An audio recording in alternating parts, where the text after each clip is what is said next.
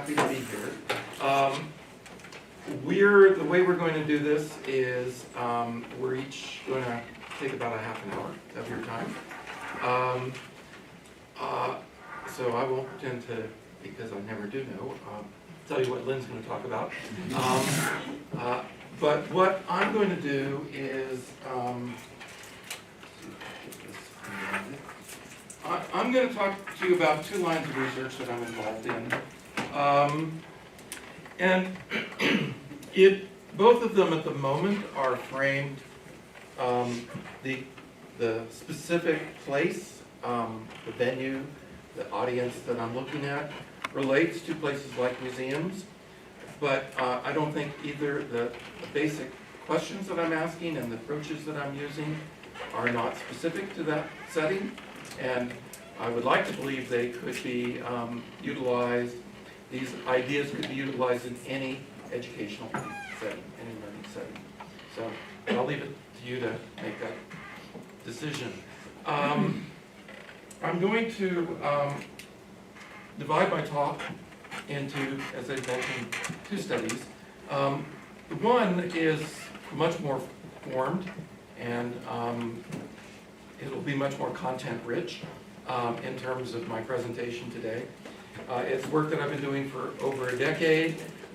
There are probably at least a few people in this room I know who might be familiar with some of the ideas that I'm going to talk about, but actually in large part based on a book that I wrote in 2009 called Identity and the Museum Visitor Experience. But I'm actually going to veer off into some ideas that I've been thinking about over the last couple years, and for better or for worse, you're the second audience that I shared these ideas with. The first was about a week ago in Glasgow, Scotland. So, first on this continent, and then I'm going to talk about, and then I'm going to present some ideas, give some time for conversation, questions, and then I'm going to delve into the second topic, which is very recent. Working with some colleagues on these ideas for a year, and we're just at the early stages, and a lot of what I want to do, to be honest, is to get your input and thoughts and questions on that. So without further ado, let me delve into that. I guess I'll see how this works. Cool. So the question one would ask in any learning context, but again, I'm going to use as an example of a museum, is what in the world would make these people choose to visit this museum on this day? One of the things that is special about places like museums as learning settings is they truly are free choice settings. People by and large choose to be there. And even if they don't choose to be there, they have the freedom to look at whatever they want to look at and think about whatever they want to think about. So unlike a traditional school context where someone say, you know, this is the lesson, this is what you'll do right now, and here we go. Although I would argue that at least in my version of free choice learning, graduate students, how many of you are graduate students? All of us. Yeah, cool. You're all free choice learners because no one's forced you to be here. You all chose to be in this context, and even though you willingly chose to let someone help organize your curriculum, no one's forcing you to be there. Unlike watching a television show. When you watch a TV show, you didn't design what's on the TV show. You didn't decide what the content was. You do have a remote control. If you don't want to be there, you can change. And that's what makes it a free choice context. So the question is, what would make these people choose to visit on this day? And I do have an answer. And my answer, which is what I've arrived at over a lot of years of thinking, more than 30 years of thinking, and I'm going to try and define some of these terms, is that when you boil it down, each and every person chooses to be there because they're trying to satisfy or maximize their personal sense of well-being. They want to feel good about themselves, they want to feel good about their situation, and they've decided that this might be a way to accomplish that, and learning being just one element of that. So these are the new ideas. That basically all choices And each of us makes thousands, tens of thousands of choices every day, some of which we're aware of. In fact, the ones that we're aware of tend to be the ones that we think are important, because we can't think of the ones we aren't aware of consciously. But unconsciously, we're making lots and lots of decisions. So you all chose to show up this morning and this afternoon, sit in this class. And at least for whatever reason, you suspended disbelief and you thought that maybe this would be useful to you. This might somehow benefit your well-being. And it may just be because you're meeting a requirement for a class, but that's part of your choice in terms of making well-being. But the interesting thing is, I would argue, that perception of self actually mediates always between the choices we make and our perceptions of well-being. So, based on our needs, our self-related needs, we make choices, and those choices are basically self-related actions. So I'm going to get my body and sit in this chair. That's a self-related action. I'm going to sit here and listen to this clown talk to me for half an hour. That's a choice.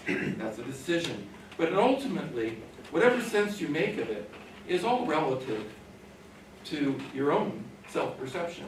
And you will decide whether it was a good choice, whether it did support your well-being, based on your own self-related needs. And the person sitting next to you could have a totally different choice. Well, could have a totally different sense of whether it met their needs or not. So whatever sense you make of this is all relative to your own perspective, your own sense, learning perspective. You construct meaning based on your prior experience, your prior knowledge, but all of that is mediated through self. So, let's talk about self. If self is this big mediator, what do we know about this? And the truth is, it's a challenging construct. And despite the fact people have been talking about well-being for a long time, there's no totally agreed upon definition of well-being. There's no totally agreed upon definition of learning, for that matter. And there certainly is no well agreed upon definition of self. But let me give you some sense of at least what I mean when I talk about self. So, first of all, as I alluded, self is always relative. It's how we perceive ourselves relative to others. It's also how others perceive us, too. So we're constantly balancing our own internal sense of who we are and why we do things. And we get a lot of bounce back from other people in our lives, as well as from our environment. So when you put your hand on a hot stove, that's another person that's giving you feedback about yourself. But you are getting feedback about that from your environment that is relevant to your perception of what is an acceptable action or not. Although for much of the 20th century there was a notion that self was this monolithic, unilateral thing, that we all had a single self, often called our personality. But the reality is we're all constructed of multiple selves. And many of those selves are very situated. So the self you are while you're sitting in this classroom today is not exactly the same self that you are when you go home tonight. And the roles and relationships you have as a member of this classroom is not the same roles and relationship you may have in the weekend, in the evening. We have multiple roles and multiple relationships, and those determine what self we present, as well as what self makes sense. And then I would argue that most of the people, social scientists, who've studied self have focused on, most in the past 100 years plus, on what I call big S selves. And by the way, those of you who may have read some of the stuff I've written before, historically I talked about this in terms of identity. Often the words identity and self are used interchangeably. I've switched to self as opposed to identity because I think it's a more basic term, which we can go into at some point. But suffice to say, we have these big S selves and little s selves. When I say big S selves, those would be, people would say, well, you're defined by your race or ethnicity, you're defined by your gender, you're defined by your age, you're defined by your religion or your nationality. Those are basically the demographic kinds of selves that people have typically thought about when they've talked about self. But I would argue that most of us don't spend a lot of time making the choices we make in the world based on those big-ass selves. In other words, I didn't show up today because I consider myself to be a white male American. That was not a significantly large factor in what made me come into this class or not. I have a role. Now, I also have a professional role, and I came to this class as a function of my professional role as a researcher, as someone who's interested in learning. I also came to Utah, not because actually my wife was invited to come to Utah, and I came along for the ride. So in part, my role here is as a spouse. And that's a very situated, what I would call a little s role of self. And so a large part of the reasons that I'm here today have nothing to do with those demographic variables that are unchanging. Because tonight, when I do something else, I'm still a white American male, but I may be doing something entirely different. And that's a function of those little s situated roles. And that's really important to understand. And that self is this thing that we carry around. It's an abstraction. Our self can be made apparent, I would argue, by the actions that we take, by the motivations that we express. And a lot of things I'm going to be talking about from here on out are not actually self, but they're self-related needs, motivations, actions. They're the visible part that we can actually look at and study. So, let's talk about museums. People choose to go to museums for self-related reasons. Everybody goes for their own needs, for their own reasons in order to seek their own personal well-being. And there are millions and millions of people who go to museums. In fact, back to the envelope, I'd argue more than 1 billion people visit some kind of museum-related setting every year somewhere in the world. And every one of them has a unique set of self-related needs and a unique self-related motivations that determine why they show up. But, as it turns out, when you start talking to them, as I've done, you can categorize all those reasons people give. And it turns out there are not millions and millions and millions of reasons that people have for coming to museums. People turn out to go to museums for just a handful of reasons. That's because, as a society, as a culture, we've come to agree that museums are a good place for doing certain things. And although you could, in theory, go to a place like a museum for other purposes, most people don't. Most people go in order to satisfy the needs that socially, culturally, people have agreed that's a good place to do it. And here's what the big five are. So, people go because they're curious, because they perceive that museums are places that provide interesting things to see and do, and they're curious. They want to know what's there. And if you happen to be interested in history, you go to history-related places to satisfy that curiosity. If you happen to be interested in natural history, you go to natural history-related places. Or art, you go to art-related places. But in either case, the majority of people who come as what I call explorers, if you ask them, what are you here to see today? It's an art museum. They'll say, I'm here to see art. And you say, well, is there any particular painting? No. I just want to see what's here. And, when I find something that's interesting, I'll know that it's interesting. There are an awful lot of people who come for other people. Particularly a lot of parents bring their kids to museums. And the reason they're going to museums, although they may be curious themselves, that's not their primary motivation. Their primary motivation is to be a good parent and to satisfy that social need. There are other kinds of social facilitators. We'll just rumble on. There are people who come because it's an attraction, and they want to say, well, it's a good place to go and see what's there. People in the community say it's a great place to go. We just got a tour of Turkey Point, Any Thanksgiving Point. That's a great name. Different, actually, it's a different museum. Thanksgiving. And Stephen was taking us around and was showing us the gardens, and he was talking about the fact that they have a tulip festival there, and 90,000 people show up over a few days. A lot of those people were there because that's the place to go to see tulips. I want to say I've been there, I've done that.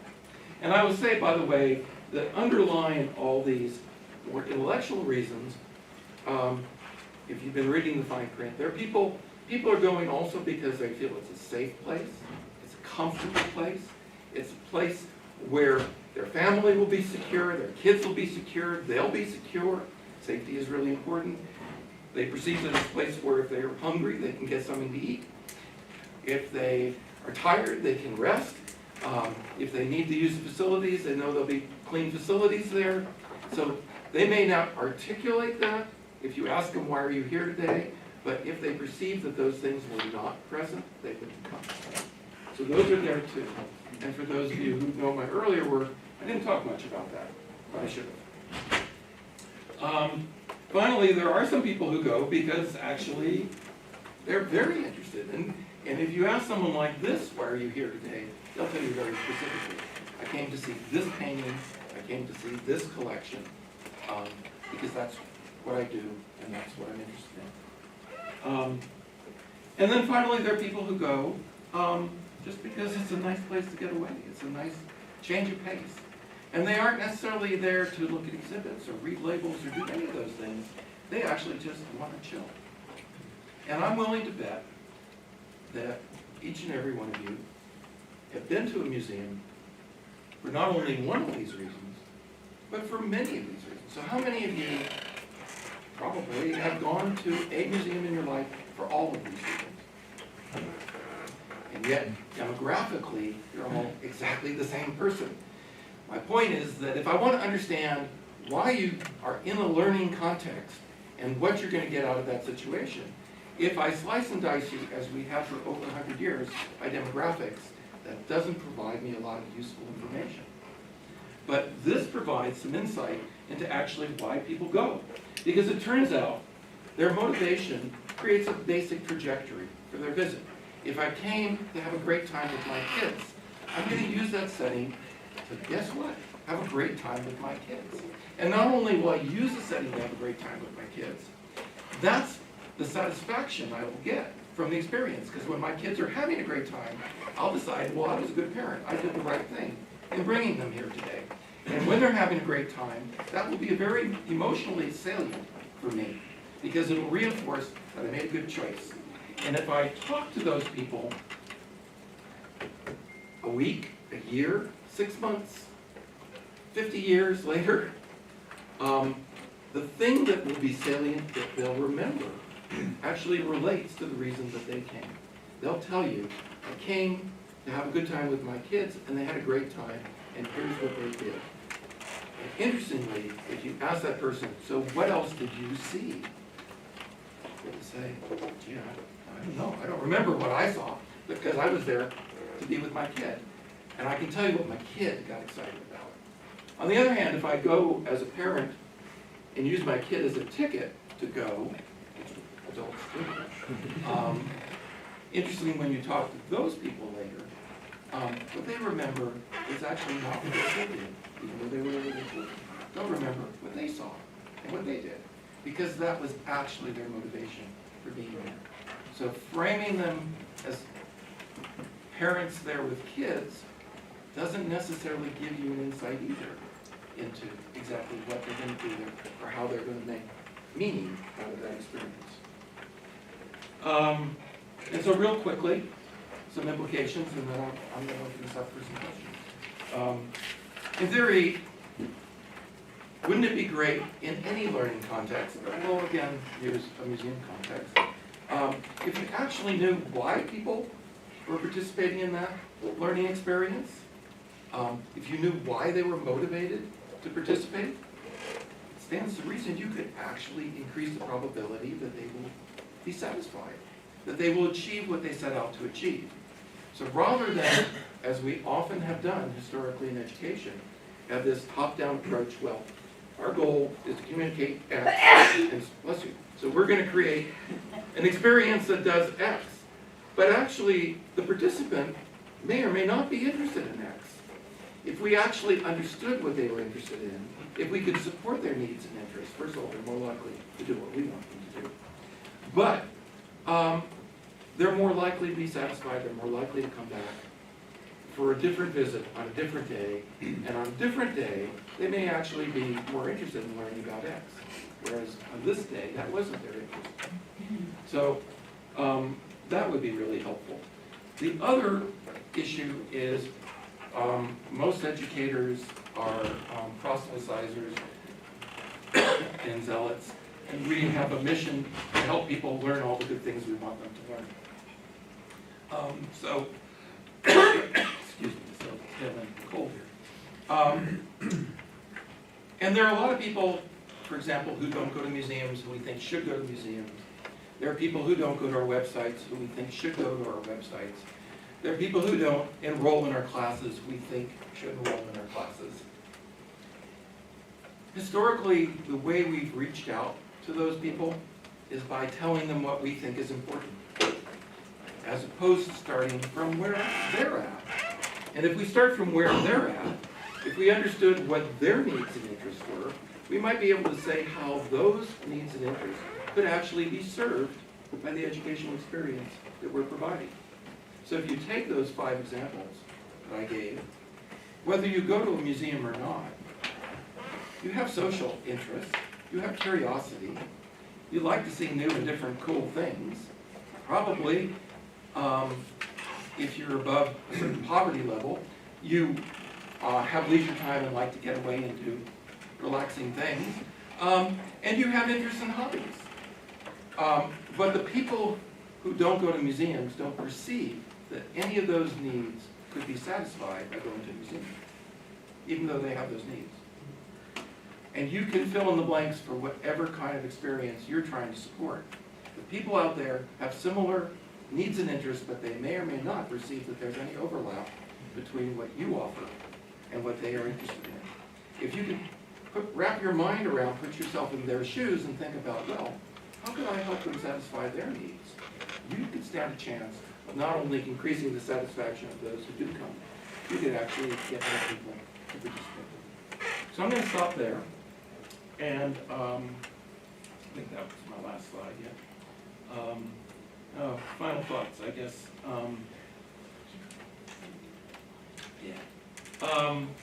So basically reinforcing people are actively, she's playing the role of a helpful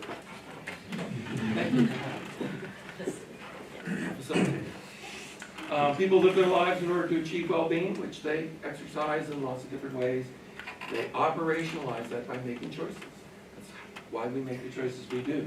All those choices are mediated by our sense of self. And this is true whether you're thinking about the choices we make about where to go on vacation, where to go to university, or literally what television show to watch tonight, book to read, or class to sign up for next year. This same model works for all of those choices. Just the nature of the choice, the nature of the perceived well-being, and obviously the relationship to self differs. So by understanding and focusing on self-related needs, it enables us as educators, be as museum educators and university educators, to both attract and satisfy more people. That's what I would argue. So, questions, comments about any of that?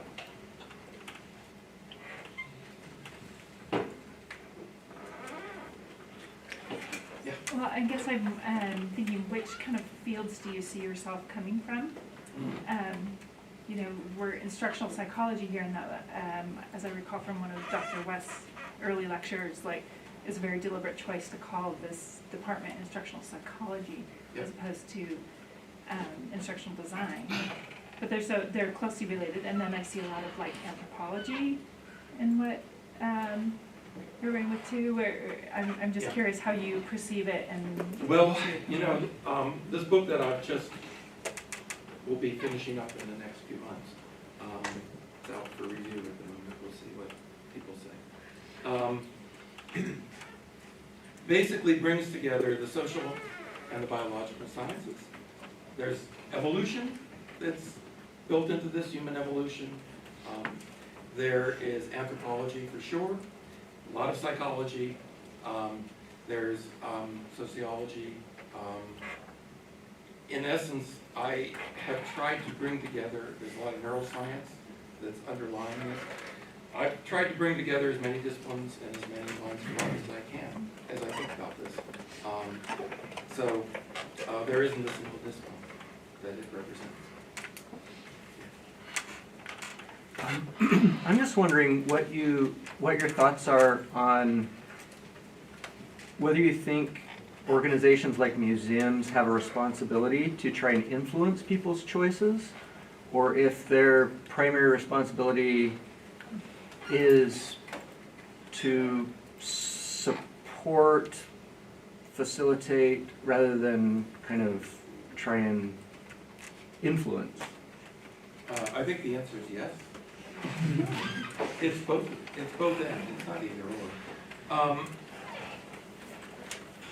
Museums, all educators, and museums are educators, begin with the assumption that there are important messages, there are important things that they want to communicate. But they're also public spaces, and they're free choice settings. And so you can't demand that everybody who walks in here must learn this. So what you are negotiating is creating a space where people can find their own meaning and do their own thing.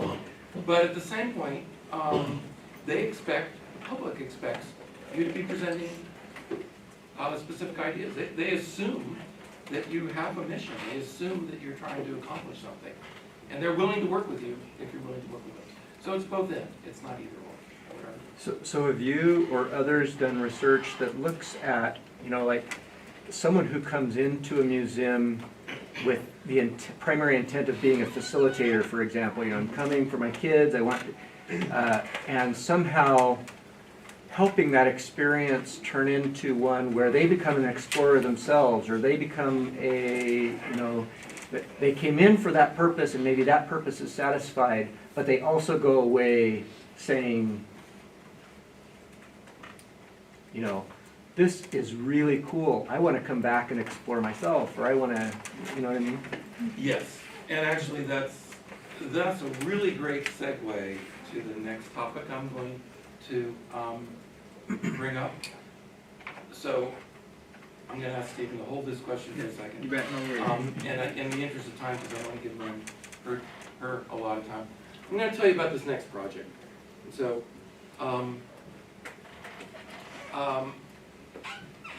which is about how can we measure and make sense of what happens after a free choice learning experience. So literally the holy grail, I would argue, of any educational experience, whether it's in the classroom or in a museum or online or by reading a book, is it would be great if what I did in this moment stimulated you to think in new ways, or gave you new ideas or new information. But the real goal is to get you to keep thinking about that, to pursue that further, to have what I'm calling here cascading experiences. So that after I leave the museum, I may have been tempted to find out more about that thing, but I was here with my kids, so I didn't do that. But when I get home, I'm going to Google it and try and figure out more about that topic later. Or I'm going to see if there's a television show on that. Or when a television show on that subject comes up, I say, oh, that's right, I was really interested in that.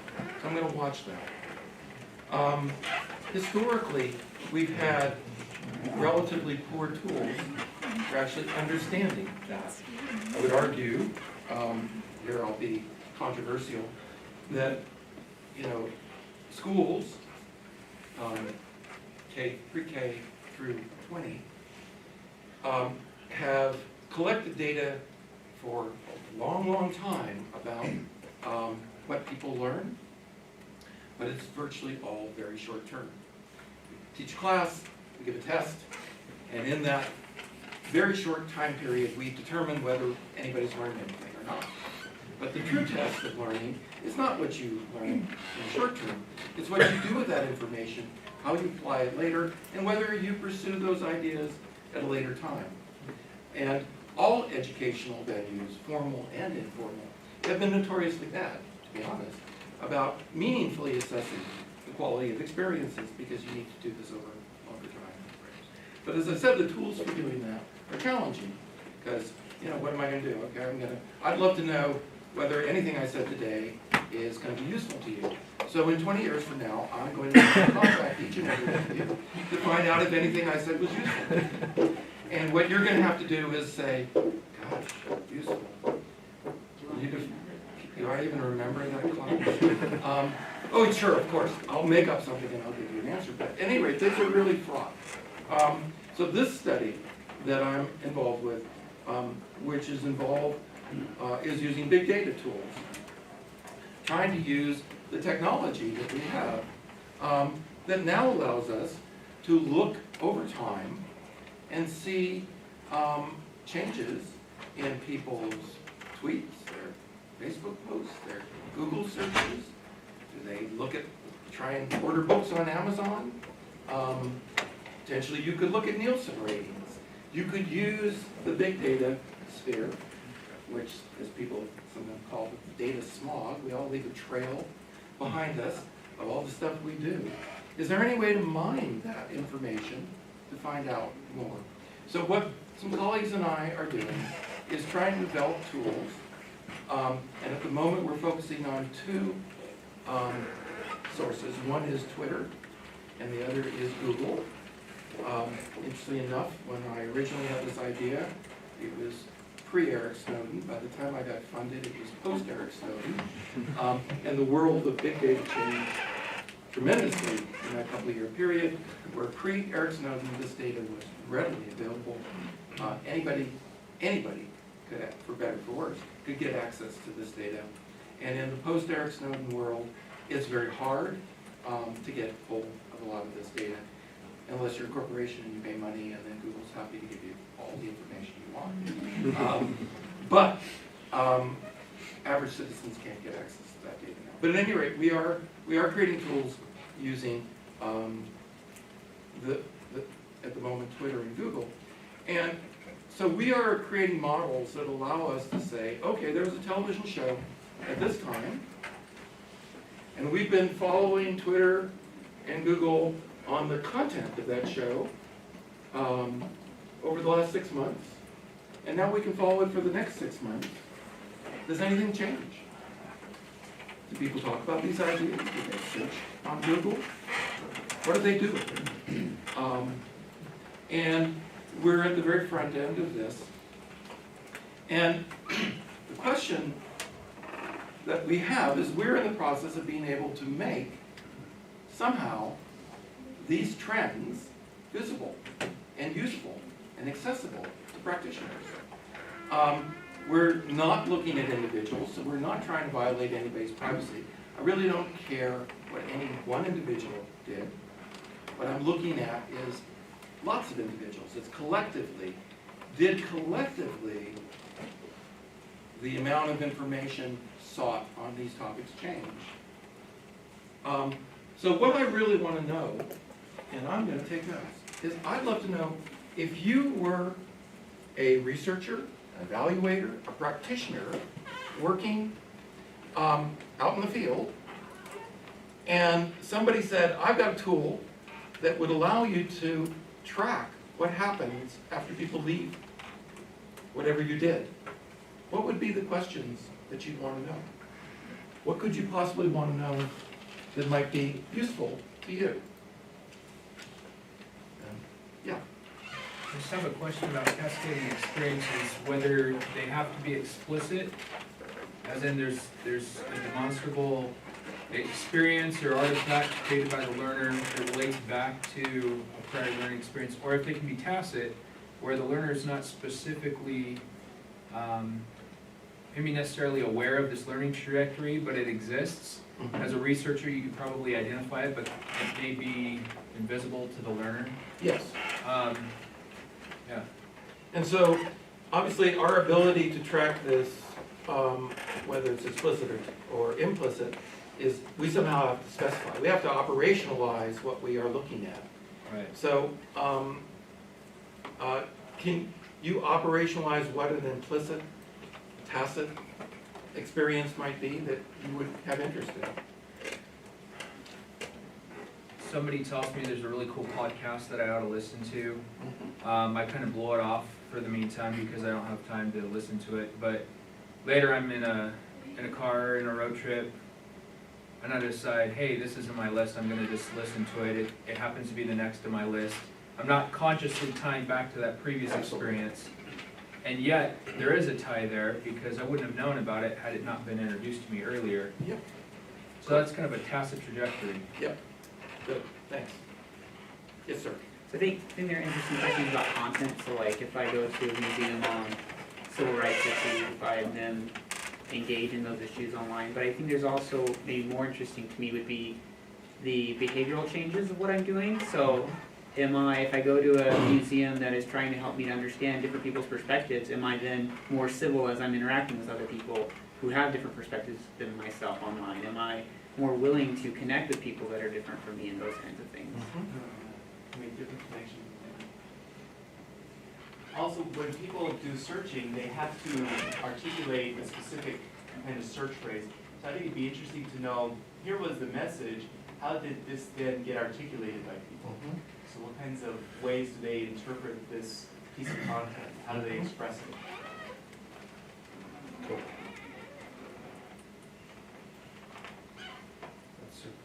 Yes, sir. Apart from the content, I think there might be some interesting issues in the types of experiences people engage in. So just to use a highbrow, lowbrow stereotype distinction, people who engage in more highbrow experiences, do they start acting more highbrow over time online? And people who engage in more lowbrow experiences, does their behavior start to reflect that in how they engage with other people online? The whole, if you listen to classical music, does it give you a tender heart like Suzuki Right, talks sure, about? right, Or yeah. whatever, so. Okay, cool. I'd be interested in what peripheral topics or related topics are they researching after. I've worked in the planetarium industry for a lot of years, and there it's a very specific topic, very specific presentation. But I'd be interested to know, did that trigger curiosity about related topics? Okay. So this is all good stuff. Wow, okay, yes. Yeah, and to that related would be strings of thought or strings of research that would be done informally. I mean, for example, the Nobel Prize winners that were announced recently, and I mean, it's interesting to watch the sequencing, so I wonder if that would be possible. Okay, cool. Way back there, yeah.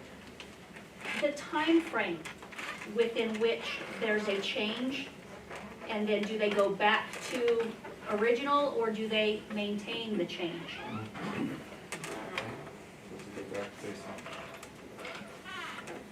Mine was similar, just the trajectory.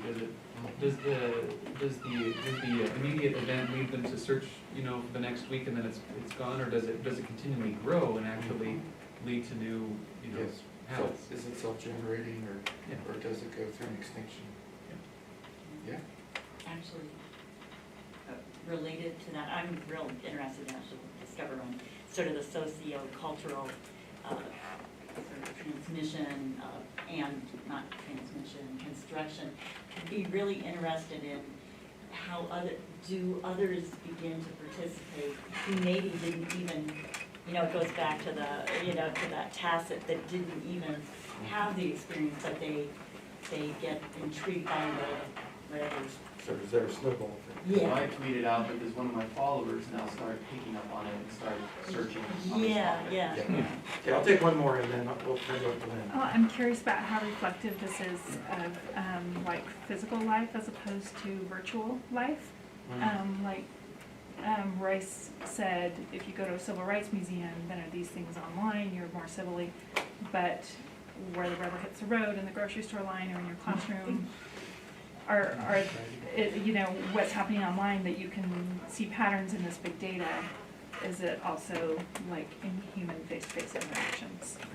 So this has been tremendously helpful. What I'm charged with doing now, my role in I'm the project director, but my role, I'm not the big data designer, that's not my skill set.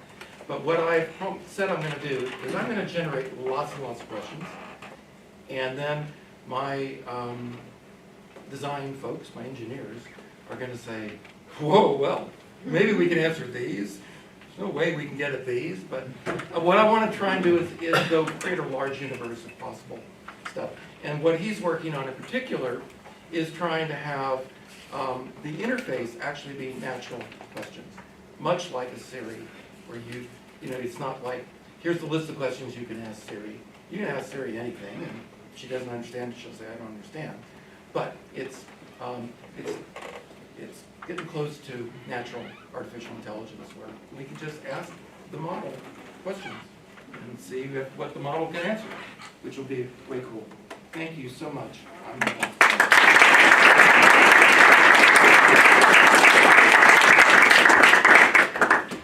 going to change directions.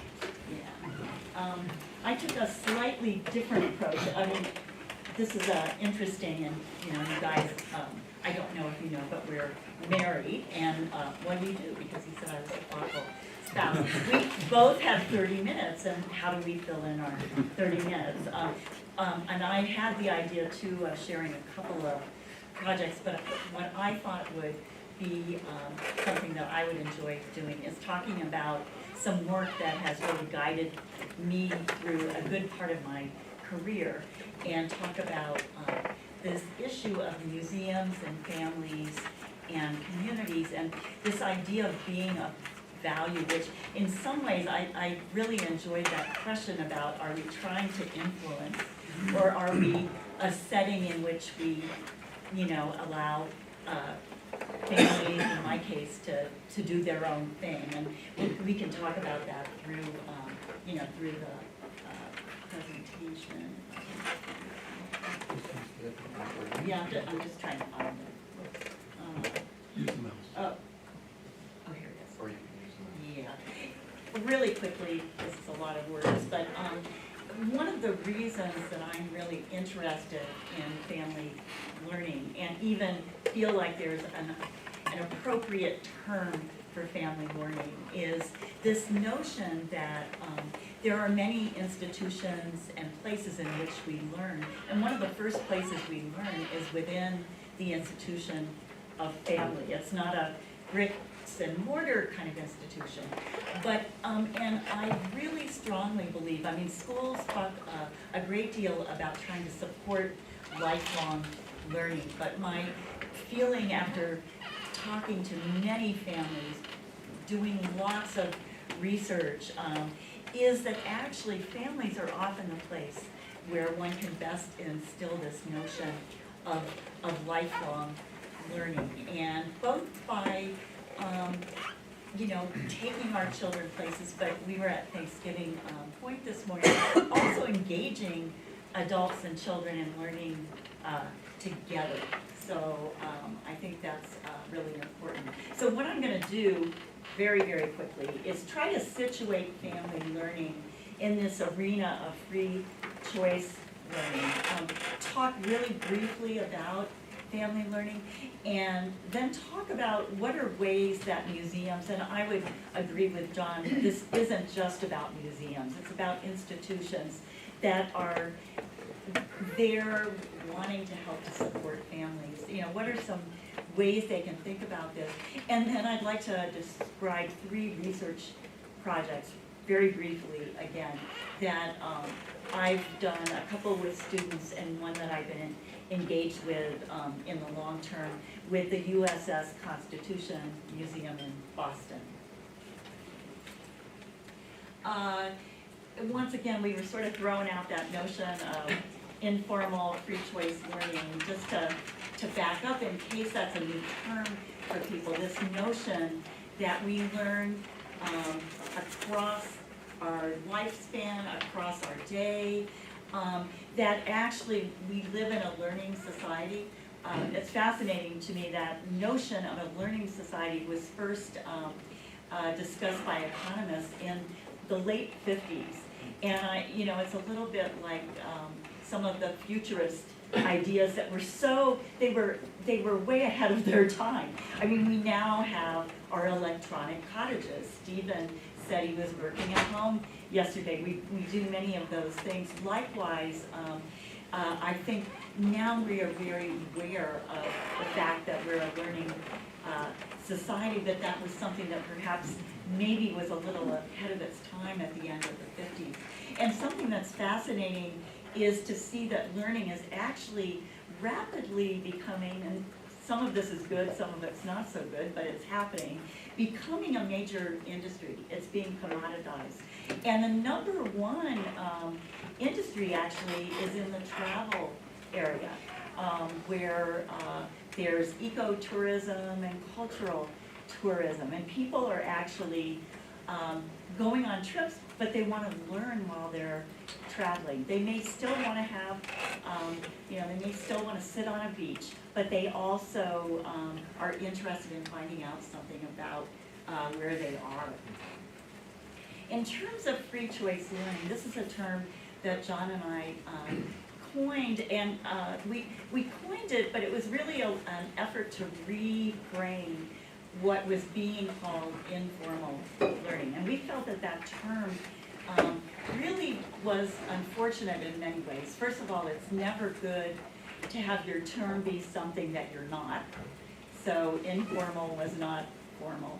It also has that problem that informal has a connotation, has a meaning that often is about, well, you're laid back and you're not very focused. And so we really felt that we wanted to redefine this notion. And so thought about what is the kind of learning that people engage in when they are curious or need to understand something about a topic or a process. And actually, one of the other reasons we wanted to change this notion of informal formal is to say that free choice learning can happen in a variety of settings. Good teachers use free choice learning principles. We can go to some places that one might call free choice learning, but they're not actually really free choice at all. They're forcing people to do stuff. So anyway, that's the notion of free choice learning. And the way I like to think about family learning is that it's a special type of free choice learning. It's the kind of learning that families engage in when they talk, interact, when they are reinforcing their social history and their identity. And so family learning is this important idea. And what's fascinating, once again, thinking about it from a museum perspective, is that some families think of museums as places to go with their family and see those as meeting, as John would say, their needs. Maybe in the case of some families, they're facilitating needs, although as John's research has shown, not all families and not all adults who are at an institution with families are playing that facilitating role. But at any rate, how can we think about this family learning and how can we support it in institutions like museums? Why is it important? As I said earlier, families are the first and foremost learning institution, and I think it's really critical that we support them. Actually, if you look at institutions across the world, but certainly in the US, the largest percentage of visitors are families. And so actually, it makes good business sense to really be trying to support your major audience. We also know that what happens in the home and community is critical to a person's success, and so that's really important. And then another interesting business angle of this is that there's pretty good data that show that visiting museums as an adult is usually those who went to museums with their families. There's not a strong correlation with going to museums as part of school field trips, for example. That doesn't necessarily build, a lifelong museum user. And so again, thinking about this as a way of building the next generation of visitors. What does it look like? Well, we were at Thanksgiving Point. We didn't see as many families. There were a lot of school groups, but crazy and chaotic is one thought. I think something that's really important, and it relates even to what John was talking about with cascading experiences, is that the experience begins long before the family gets to the institution. And ideally, it continues after, there are conversations. But, I've worked at a number of museums, and I can remember there was this feeling like, the first thing they want to do when they walk in the door is say, where are the bathrooms?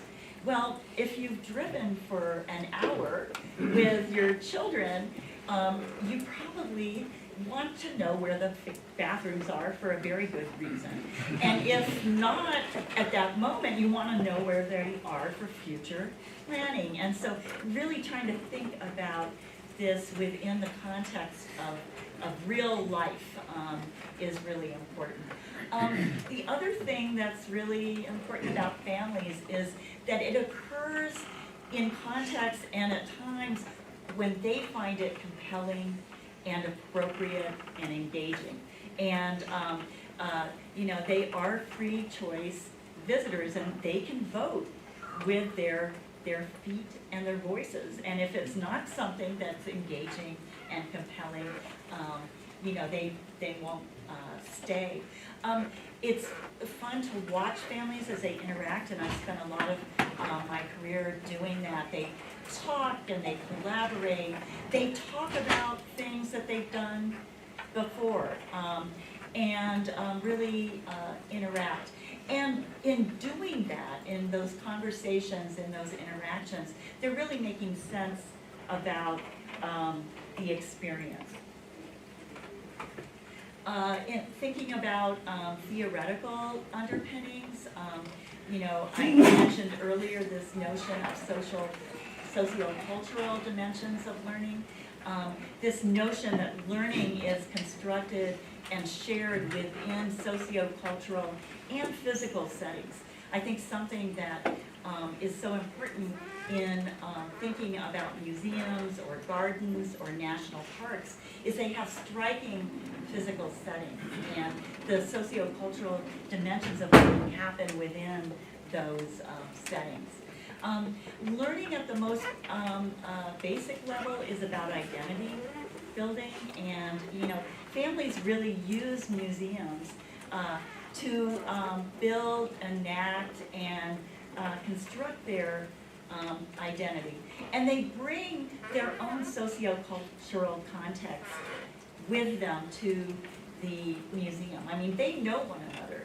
They interact with one another. And so it's figuring out how can we actually support that dimension of families. So some of the things that are just important to consider as you're working with and certainly researching and thinking about families, race, ethnicity is important in our increasingly multicultural nation, language preference, cultural background, socioeconomic status, and education level. The size of the family and composition is important.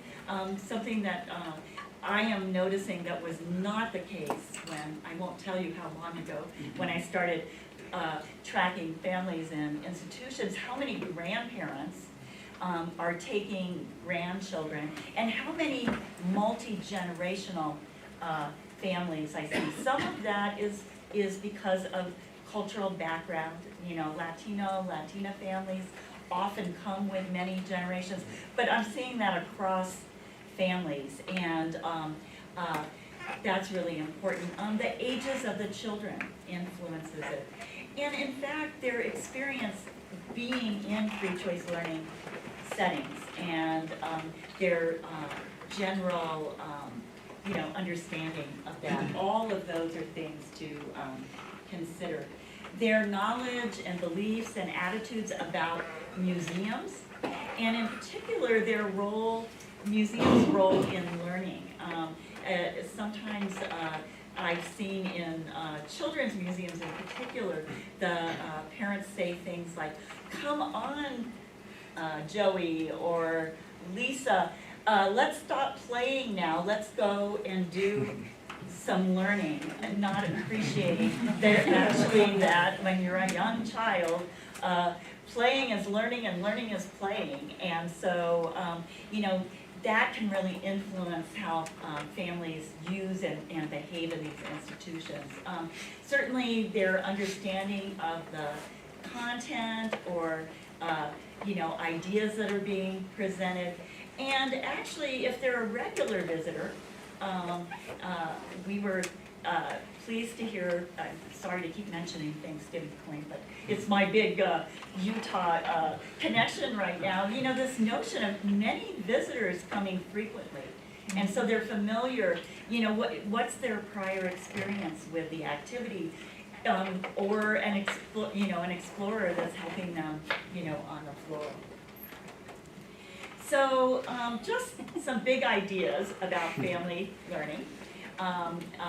Some of these just more humorous, it's about them, stupid, that actually we do want to be thinking about our mission and our goals, but families arrive with their own resources, their own interests, their own expectations and identities. And the worst thing, and you'll see this in a moment, that can happen is not to respect those resources and to try to take over the experiences. Museums are rich, physical, sociocultural settings, and some families know how to museum and some don't. And some of the work that I've been engaged in lately is trying to figure out what support can one provide to families for whom museum visiting may not be a natural sort of thing. And then I love this idea that everything needs to be enjoyable and fun. And one of my colleagues at the USS Constitution Museum coined this idea of laughing and learning together, which I really love. I think it captures that notion of what family learning is all about. Just really quickly, and some of this stuff, by the way, comes from the Institute of Museum and Library Services, this notion of what are the roles that museums and libraries can play, and that there's this idea of being community anchors, places where people come and they feel this is an important place to come, and it relates to understanding something about the community. Museums also can be connectors, and there's a lot of institutions that are partnering with family-serving organizations and really trying to maximize, the reach to families, and in a sense, think about that family before they come and after they come, and build in some additional reinforcement that doesn't necessarily come from the institution itself. Actually, something that I don't think we've always given the field credit for is that actually we are innovative learning specialists. And certainly it seems in this class about instructional psychology that you're really trying to think about how do you tap into the innovation in learning. And we're very skilled at dealing with, frankly, people who are all ages, all sizes, all backgrounds. I mean, in some ways it's quite astonishing that museums have taken on this task. Increasingly, also, some institutions are becoming digital hubs and really connecting. And I think something, and this is probably the part that's really important about our missions, also being stewards of cultural, scientific, historical, and environmental heritages, and really helping people see those and understand those and connect to those. So very quickly, because I know I've already gone over, but I guess we started a few minutes late. We have until this class goes until 1:15, so as long as Oh, you're okay with wonderful, that. I can do that, I can do that. So anyway, I want to share 3 studies that have in some fashion or other dealt with families' use of or involvement in museums.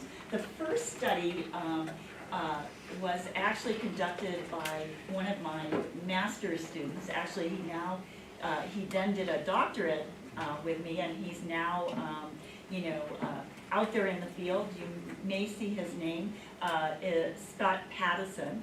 And Scott was really interested in the family interactions between staff and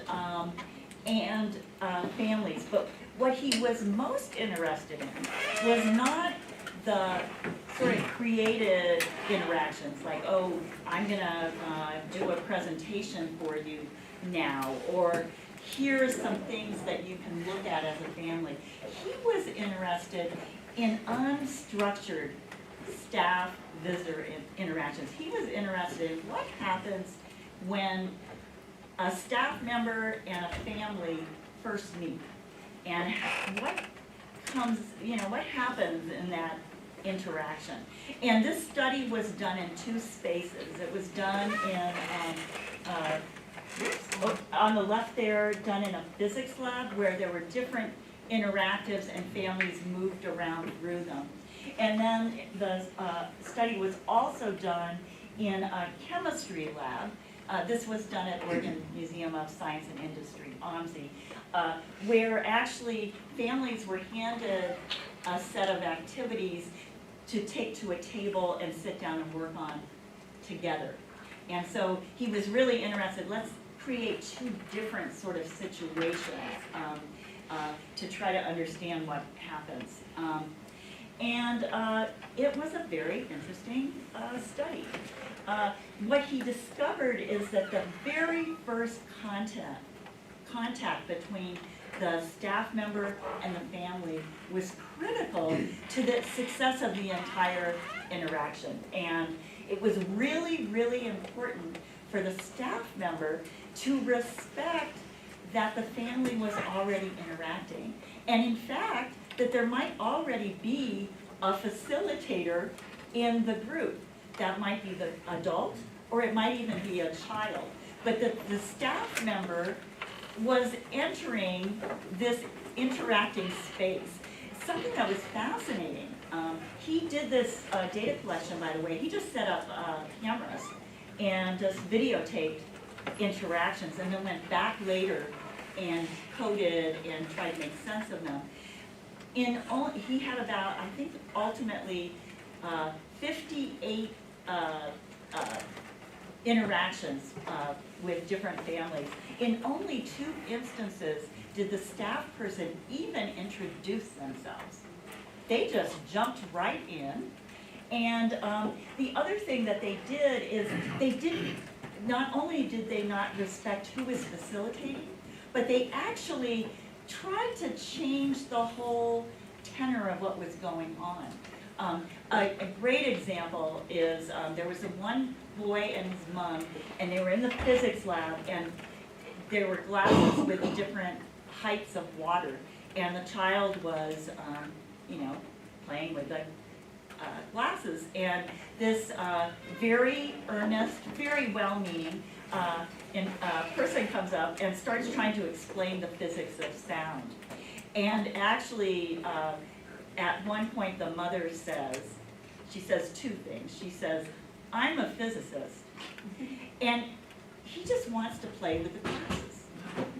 And so it was this wonderful sort of moment when,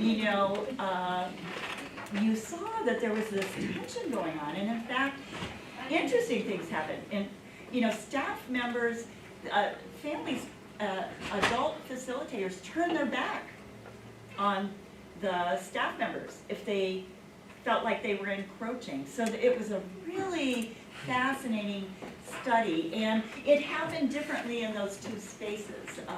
You know, in the chemistry lab, it didn't happen as much, but it was because the families had their own space. There's one time when they needed to go to a staff person and ask for a particular chemical, and there was a real set role for the staff member to play and a set role for the adult to play. But without that set, when it was just natural, there was a real need for negotiation. What's great is Scott, because at least for a little bit, he still works at OMSI. He's going to be leaving OMSI, but he's been doing professional development with the staff, teaching them to watch families before they jump in. Ask themselves, first of all, do they even need me to be there? Is there a role I can play to co-facilitate with the facilitator? So trying to teach staff members about how to co-facilitate with parents and or with children if they're the facilitator. Do one more. Also had a student who was interested in home educating families, and actually she is a home educating parent, and she wanted to understand how they did, actually in her case she was interested in what did STEM learning activity, so science, technology, engineering, and math, look like within a family. And she had a great, I loved her protocol. What families did, because you know, they were generating the experience, they would call Jen up and say, I'm going to be doing math today. I'm going to be doing science today. So actually what was super about that was not only did she get to see them doing this learning activity, but she got to see and hear what they considered to be science and math. So it gave her insights into what their notions were. At any rate, she did a side study where she talked to families about their use of museums. And again, it was really fascinating. First of all, these families, whether it's a museum or another kind of resource, they're actively seeking support, and they're sharing learning resources within their community. And they're working individually and collectively to share the funds of knowledge, these assets of resources and understanding and knowing where the good places are to go. They also use a wide variety of free choice learning resources in their education. A lot of web-based materials. Some are curriculum for some of the families, but sometimes it was just using Google to figure something out. They're very interested in getting their children doing real things out in the community, and so real interest in volunteering, and they're sort of the perfect visitor in some ways for many museums because they want an in-depth experience. They get turned off by sort of the same old kind of experience. So this student and I, Jennifer Bachman, we wrote a paper for a special issue of museums and social issues, saying, you know, we could learn a lot by understanding what home educating families like and want in museums to better think about our learning. And then I'm not going to talk about this, but I'll just quickly share this project I've been working on with the USS Constitution Museum. They, about 15 years ago, decided that they wanted to try to make history family friendly in the same way that science and to some degree math had been made fun through science centers. And so I've been working in collaboration with them, both teaching them about family learning. We've been collecting data and trying to figure out how to really build, you know, in a tangible way, connect to some of the things I mentioned earlier. This is an exhibition. They used to just have one hammock. which showed where the sailors slept in a ship like this, and they realized, wow, we have an opportunity to really create. They had a small little space, and by the way, they were small little spaces where these guys were sleeping, and so they're both being historically accurate, but they're also creating this opportunity. And this was a photo that one of my colleagues took, and I just love it because it sort of captures, I mean, that's laughing and learning together, I think. So that's me. I don't know if there's time, there's probably not time for any questions, but. Probably not, because I think some folks might have to. Yeah, So maybe there's yeah. a burning question, maybe one question, someone's really got one that they want to ask. Or maybe people could go if they need to run and hang around for a couple questions afterwards. Maybe, but I think we also need to take them off for lunch, really make sure they can get back to their conference. Yeah. But we want to thank you for coming and speaking with us, so thank you.